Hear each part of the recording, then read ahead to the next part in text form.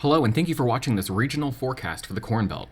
I'm Andrew Pritchard, meteorologist with Nutrien Ag Solutions. Well, spring came roaring in overnight. We saw a damaging tornado move through downtown Nashville, Tennessee overnight, right around 12:30, 12:45 in the morning. What I'm showing you here is a video that was shot by an off-duty National Weather Service employee, Sam Schamberger, here in downtown Nashville, filming from his high-rise apartment.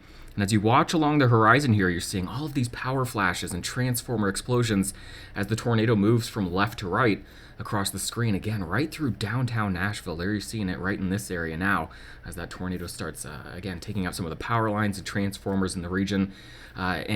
You'll see some of the video here on social media. The sound of the tornado was equally impressive here.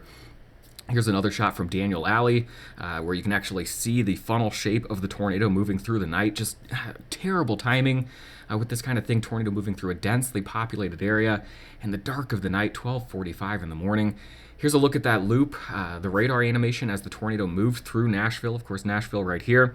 And the tornado seemed to follow this path right toward the Lebanon area. So it could be a long track tornado once we get out and start surveying some of this damage here. And if I go ahead and take a freeze frame here as the tornado is moving through Nashville, you can see the hook echo here. This indicates where the tornado is, where you see the precipitation curling around the south side of that thunderstorm. So again, that tornado just riding right along a densely populated area here during the middle of the night. An estimated tornado track here actually taken using Google Maps, where you can see the traffic backing up here through the downtown portion of Nashville.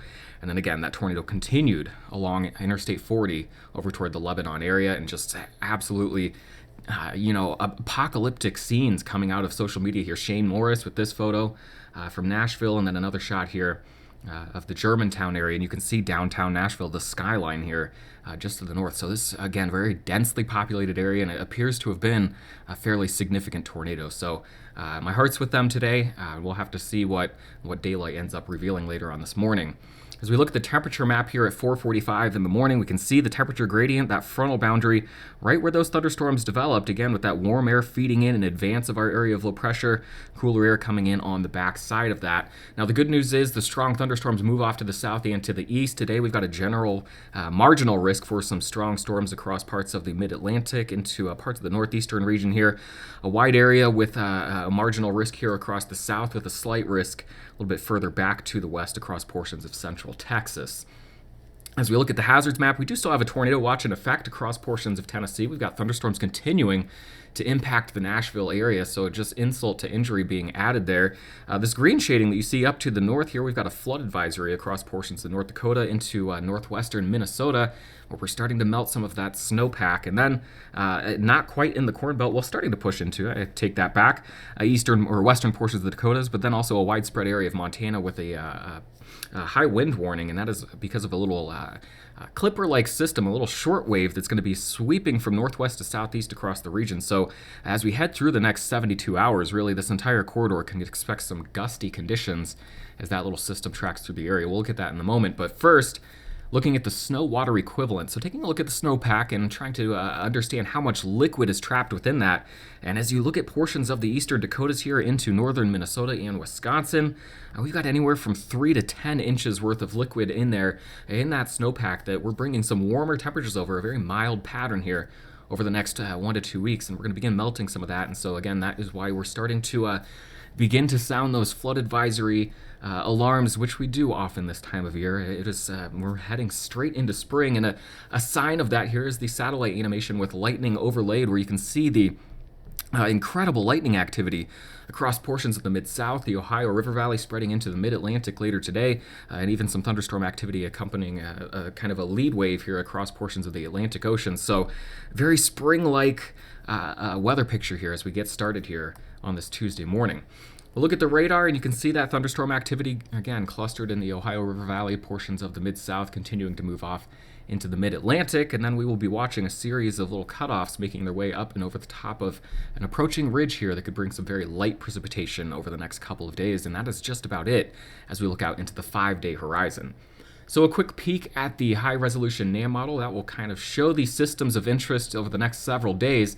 Let's go ahead and bring it back, watching first the thunderstorm activity across the Ohio River Valley. That will continue to move off to the east today, really moving off into the mid-Atlantic and into the northeast by the time we get to midday today. This is what the radar should look like right around 1 or 2 this afternoon, looking at that thunderstorm activity pushing out of eastern portions of Ohio, Kentucky, and Tennessee. Now, this is the system back toward the northwest that, again, is bringing the very windy conditions, but also the chance for a quick trace of precipitation, maybe a very light coating of snow across a narrow corridor of the northern plains and the central Corn Belt here over the next 24 hours. This would be 10 p.m. tonight, that little system making its way through portions of Iowa right now, as we head into the overnight hours, sweeping into portions of northern and central Illinois during the early morning hours on Wednesday. This will be about 5, 6 o'clock in the morning. I don't think the precipitation down here across central Illinois is going to be making it down to the ground, and what does make it to the ground here across northern portions of Illinois, maybe southern Wisconsin, should be rather brief and rather light in any sort of amount, maybe a quick dusting from this, or maybe a trace to, again, I'm going to leave it at a dusting here across this corridor. Let's watch this thing exit here as we get into Wednesday morning. This will be noon on Wednesday, and then we'll head on into Wednesday afternoon and evening. That's when we'll watch our next little upper level low. This is going to track from northwest to southeast across the Great Lakes, primarily bringing with it a cooler shot of air as we head into the late part of the week. Looks like any significant precipitation likely going to be north of the Corn Belt, maybe northern portions of Minnesota, the UP of Michigan, northern Michigan, perhaps seeing a quick inch or two out of this as it moves through the region. So here's a quick animation of those wind gusts, and you can watch this system track from northwest to southeast. There it goes, a little bit south of the arrow that I had drawn there. Let's go ahead and we'll pause this and go through time here.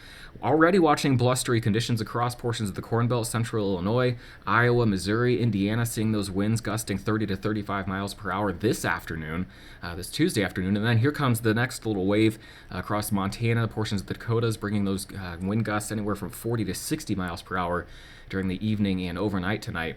As we head into early Wednesday morning, those winds will be gusting once again across portions of Iowa, Missouri, and Illinois. This is where that system is going to be tracking through, the one that brings the very light chance for some precipitation across portions of Iowa, northern Illinois, and southern Wisconsin. Again, those winds could be gusting anywhere from 30 to 40 miles per hour as this little system makes its way through. On the backside, our next wave comes moving in from northwest to southeast, and guess what? That'll bring some blustery conditions again. We are in March, and so I guess this is par for the course as far as what the calendar says. Let's loop total precipitation, and you'll see again these are relatively light events. Maybe a quick inch or two across portions of South Dakota, getting into Iowa near the Minnesota-Iowa border, but again, any significant accumulation should be rather isolated and localized in nature. As we look at the snow forecast here, just taking this out through Thursday, again, you see the very light amounts expected from this system as it kind of sweeps through the region. Now, looking further out, we've got a big change here, and Eric went in depth with this in our yesterday Monday morning ag forecast video, and I encourage you to go back and watch that if you haven't already. The main feature we're watching is this ridge that's been kind of anchored across the Pacific, and we're going to watch that shifting back to the east, which allows a trough to develop here, a trough of low pressure across the west coast, and that's going to mean some changes across a widespread portion of the country, different changes for everyone. But as we head into the next week, again, we'll watch first this little system. This is the one that swings through. This is the one that brings the cooler shot of air to especially the eastern Corn Belt as we head into Thursday and Friday, but we quickly see things recover. We see warmer conditions build back into the entire central U.S. beneath this ridge as we dig the trough in across the west coast, across the Pacific Ocean. But as we head into early next week, we will see pieces of this trough begin to break off and move across the central portion of the country. So the dry spell is not long-lived. It's maybe 4 or 5 days long before we get another storm system moving through the central U.S. early next week. You can see that here. We're looking at a loop of 24-hour precipitation. You see the pair of systems moving northwest to southeast there through the end of this week, and then there is the next round as we head into early next week. Let's take a look here, timing this out. Well, let's go ahead and do that with a closer look here. We'll look first at 500 millibar vorticity. This will help us kind of pick out the upper level players. This is the big cutoff low that's going to bring significant precipitation to portions of the southern U.S. as we head through the next several days. This is the wave that swung through, bringing this severe weather to portions of the mid-south, and then we'll watch those little short waves. Well, the second one here is a little bit more of an upper level low, but here's the short wave that swings through over the next 24 hours, bringing the breezy conditions and the potential for a very light, quick-hitting round of precipitation. On the backside, here comes our next upper-level low swinging through the region, bringing a cooler shot of air to the Great Lakes and the Corn Belt Thursday and Friday. And then our ridge begins to build in. This is our quiet period as we head through the weekend. Should be an absolutely gorgeous weekend for many of us in the Corn Belt before, again, here comes the first wave from that trough to the west, bringing the chance for showers and storms back to especially the mid-Mississippi Valley, the Ohio River Valley, the mid-south as we get into Monday and Tuesday of next week. The response at the surface, again, here is the moisture that has been feeding into the storm system that drove the severe weather across portions of the mid-south overnight. We're going to watch a front sweep through, bringing, again, that to an end over the next 48 to 72 hours, watching this little cutoff low bringing that significant precipitation to portions of the mid-south, but watching drier air beginning to get pushed into the Corn Belt. You see it sweeping in. Here's that shot of cooler air as we get into the weekend. You see the cutoff low across the Gulf Coast sweeping a front and dragging the moisture into the Gulf of Mexico as we head into the weekend. So again, that sets the stage for a quiet and gorgeous weekend across the Corn Belt. But then as we get into the weekend, you're starting to see the response. That area of high pressure slides off to the southeast. Clockwise flow around that, we begin to feed the central U.S. with deep moisture. And again, trough anchored across the west coast. Strong jet stream winds coming in from the southwest. That is going to drive the development of low pressure across the central plains. And that, once again, will mean our next chance for active weather across a big chunk of the Corn Belt as we head into Monday and Tuesday of next week. One more look at this. We'll take a look at the precipitation type forecast from the European model. Watching this upper level low come in Wednesday and Thursday. This is the one that maybe brings a chance of some snow to the Great Lakes. This is the one that also brings the shot of cooler air Thursday and Friday across the Great Lakes and the Corn Belt. We see that ridge build in. Quiet weather across the Corn Belt through the weekend. It's as we head into Monday now, we look to see low pressure developing somewhere across the central plains, bringing showers and storms along with it from west to east Monday into Tuesday. So that kind of spells out your next week or so. It really looks relatively quiet until we get into the early portion of next week. That's when we'll see that next chance for some precipitation. Of course, this is a very early look at the next 10 days, the most significant precipitation expected along the Gulf Coast, but certainly looking at the potential for at least another inch to maybe an inch and a half across portions of the central and eastern Corn Belt as we get into the early portion of next week. Now, the big response here with that ridge is going to be, relatively mild weather as we get the month of March underway. We're looking at temperature anomalies, high temperature anomalies. So your high temps today, anywhere from 10 to 15 degrees warmer than average across much of the Corn Belt. Even seeing some of that warmth spreading into the Great Lakes. That's why we're starting to melt that thick snowpack that is still anchored across this region. We continue to bring warmer air in as we head into the end of the week. You'll see that shot of cooler air begin to appear here Friday. But again, this is mostly across the Great Lakes and the eastern Corn Belt. And really, I mean, how significant is this cold push? We're talking about temperatures in Indiana and Ohio 5 degrees cooler than average, maybe 10 degrees cooler than average again across Kentucky and Tennessee. And the response as that ridge shifts off to the southeast and we start warming up right away, these are the temperature anomalies here on Sunday. With the high temperatures anywhere from 20 to 25 degrees warmer than average across the central U.S. Your high temperatures for the next several days, again, above freezing, where we're starting to melt some of that snowpack. Elsewhere, where we don't have the snow kind of stunting the warm-up, those highs in the 50s across portions of the Dakotas into Iowa and Illinois. We'll watch rain-cooled air across the south here, keeping those temperatures a little bit cooler, but still widespread 60s feeding into the Corn Belt here Wednesday.